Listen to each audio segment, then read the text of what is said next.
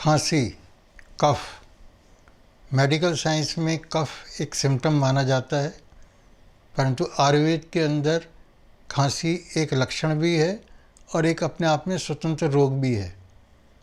खांसी होती क्यों है? वैसे तो देखा जाए कुदरत ने इसको डिफेंस मैकेनिज्म के रूप में दिया है। जब गले के ऊपरी हिस्से में, जिसको हम फेरिंग्स रीजन बोलते हैं, जहाँ पर इसका निचले हिस्से में लैरिंग्स होता है, वहाँ पर किसी कारण से भी स्टिमुलेशन होने से खांसी पैदा होती है, यानी ये बॉडी को बचाने के लिए होता है। नॉर्मल कोर्स में हमने कई बार देखा कि जब हम भोजन कर रहे होते हैं तो किसी कारण से ज़रा सा भी हिस्सा भोजन का अंदर यदि चला जाता है तो उसके कारण से वहाँ पर एकदम से खांसी आती है, जिसको हम ठसका कहते हैं या रुकावट कहते हैं। वो क्यों? क्योंकि वो कण या जो पार्ट जो अंदर पहुँच गया वो निकल जाए, तो उसमें बहुत वेग से वो निकलता है। खांसी के अंदर गले की जो मसल्स हैं और जो इनको कंट्रोल करने वाली जो नर्व्स हैं, खासकर जो है चेस्ट की मसल्स, और जो सबसे बड़ी मसल और चपटी मसल कहलाती है, जिसको डायाफ्राम कहते हैं, जिसके ऊपर दोनों लंग्स जो है वो रहती हैं, जैसे चित्र के अंदर जो है वो दिखाया हुआ है। इसमें ये डायाफ्राम का सडन कॉन्ट्रैक्शन और इन सब मसल्स का कॉन्ट्रैक्शन होने से जो एक्सेलेशन बनता है और सांस बाहर की तरफ आता है और जोर होकर के एक आवाज़ आती है, इसी को हम कफ कहते हैं।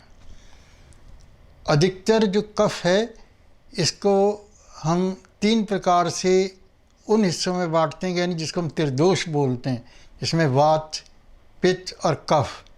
वात वाली खांसी के अंदर उसमें केवल वायु का प्रकोप होता है और उसके अंदर कफ नहीं आता, और सूखी खांसी जो है उसके अंदर जो रहती है।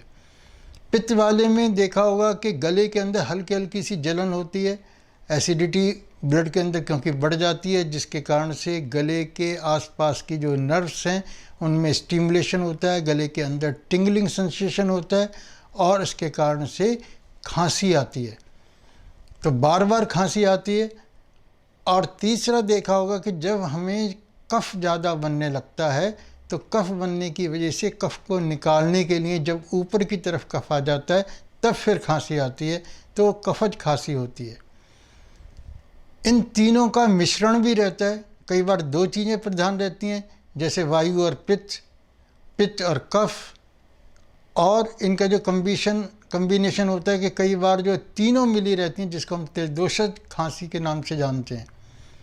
पर कई बार यदि रोगी की धातुएं क्षीण होने लगती हैं, यानी क्षय रोग हो गया, क्षय रोग में कमजोरी की वजह से भी खांसी आती है। पर ये याद रखें, क्षय रोग और राजयक्ष्मा, जिसको हम टीबी कहते हैं, जिसमें बैक्टीरियल इन्फेक्शन होता है, वो दोनों में डिफरेंशियल डायग्नोज होना चाहिए।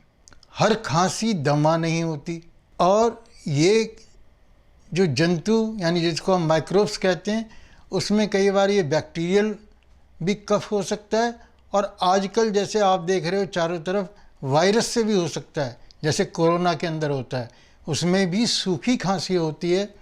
और सूखी खांसी के साथ साथ सांस लेने में भी दिक्कत होती है, क्योंकि अंदर इन्फ्लामेशन हो जाता है, और ज़्यादा एडवांस स्टेज होने पर अंदर कंसोलिडेशन होने लगता है। तो जब कई बार अंदर चेस्ट में बलगम खूब बनने लगता है और वो बलगम नहीं निकल पाता, उसके कारण से भी अंदर स्टिमुलेशन होता है और खांसी होती है, जैसे निमोनिया वाले केसेस में।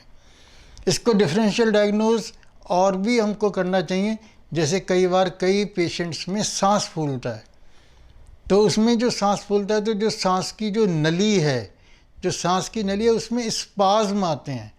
इसको हम बोलते हैं ट्रेकियल स्पाज्म या ब्रोंकियल स्पाज्म। उसके अंदर वो अस्थमा जिसको हम बोलते हैं वो बनता है, परंतु अस्थमेटिक अटैक हर समय नहीं होता। कई बार कुछ ऐसी चीज़ें जैसे धूल, धूप, धुआं, इन चीज़ों से भी, और कई बार कुछ केमिकल के वजह से, कई बार कुछ ऐसी दवाएं जो अंदर जाकर के ब्लड के अंदर इरिटेशन पैदा करती हैं, तो उनके कारण से भी खांसी हो जाती है। तो खांसी के पहले कारण को समझ करके कि किस वजह से खांसी हुई है, उसके अंदर हम उसकी चिकित्सा करते हैं। घरेलू उपाय के अंदर सबसे पहले यदि खांसी खुश्क है या जो है वो गीली भी है, तो खुश्क खांसी में और यदि जलन हो रही है गले के ऊपरी हिस्से में या छाती में, तो थोड़ा थोड़ा नॉर्मल पानी घूंट घूंट करके पिएं, यानी मुंह में पानी को रखें, 2 से 3 बार मुंह के अंदर घुमाएं, जिससे वो बॉडी टेम्परेचर पर आ जाएगा। फिर उसको घूंट घूंट करके नीचे की तरफ उतारें। हर 5-7 मिनट के अंतर से या 15 मिनट के अंतर से उस जल को लेते रहें, यानी बॉडी प्रॉपर हाइड्रस होनी चाहिए। बॉडी यदि प्रॉपर हाइड्रस रहेगी तब भी धीरे धीरे यदि पित्त की वजह से और वायु की वजह से तो खांसी कम हो जाएगी। कफ वाली खांसी के अंदर उसमें हल्का गुनगुना पानी, उसको यदि हम उसी तरीके से घूंट घूंट करके पीते हैं उसमें भी आराम मिलेगा।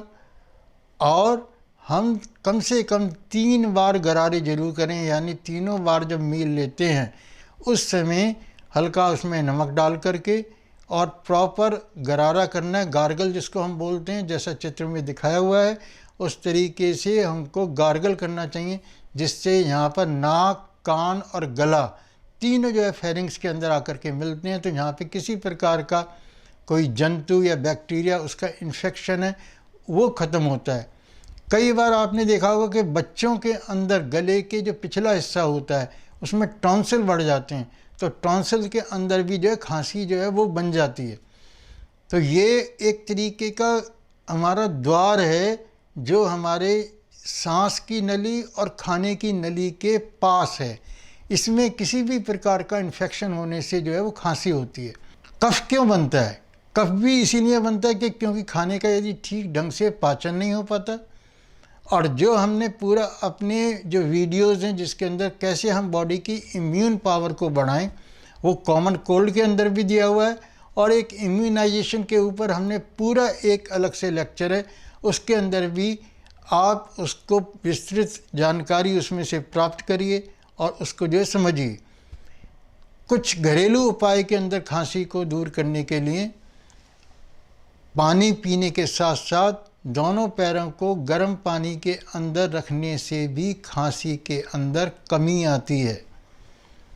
उससे जो सर्कुलेशन की जो तेज़ी है जो ऊपर की तरफ आ रही है वो कम होता है, और गर्म पानी में पैर रखने से ब्रोंकोडाइलेशन होता है, यानी सांस की नली थोड़ी सी चौड़ी होती हैं। तो चाहे वो दमा हो, चाहे और किसी कारण से ऊपर रेस्पिरेटरी ट्रैक्ट में कंजेशन हो रहा हो, तो उसमें मदद मिलती है। पेट साफ रखा जाए, कई बार पेट साफ नहीं होता, उसके कारण से गैस और एसिडिटी बनती है। तो यदि पेट साफ होगा तो निश्चित रूप से खांसी भी नहीं आएगी। परंतु किसी कारण से यदि कई बार बैक्टीरियल इन्फेक्शन हो गया है तो पूरा संपूर्ण टेस्ट कराने के बाद, और जिसे हम बोलते हैं डायग्नोज यानी निदान करवाने के बाद कि किस कारण से खांसी है, तभी हम किसी औषधि का किसी योग्य चिकित्सक के संपर्क में रह कर के तब हम अपनी चिकित्सा लें। आंख बंद करके आसपास मेडिकल स्टोर से या अपने आप स्वयं कभी भी दवा ना खाएं। इन दवाओं के कई बार साइड इफ़ेक्ट्स होते हैं, कई बार बलगम आ रहा होता है और हम तेज एंटीबायोटिक खा लेते हैं, ये भी बलगम को सुखा देते हैं, और बलगम के सूखने की वजह से भी अस्थमा बन जाता है। क्योंकि जब बलगम सूख जाएगा तो फिर सांस प्रॉपर नहीं आएगा, जोर लगाना पड़ेगा, इसको भी अस्थमा कहते हैं। कई बार क्या होता है कि एक वेट निमोनिया होता है, एक ड्राई निमोनिया होता है जिसमें अंदर बलगम जमा हो जाता है, ऑक्सीडेशन नहीं हो पाता। ऐसी कंडीशन के अंदर भी हम कभी भी अपनी मर्जी से कभी भी कोई एंटीबायोटिक या इन चीज़ों का इस्तेमाल ना करें।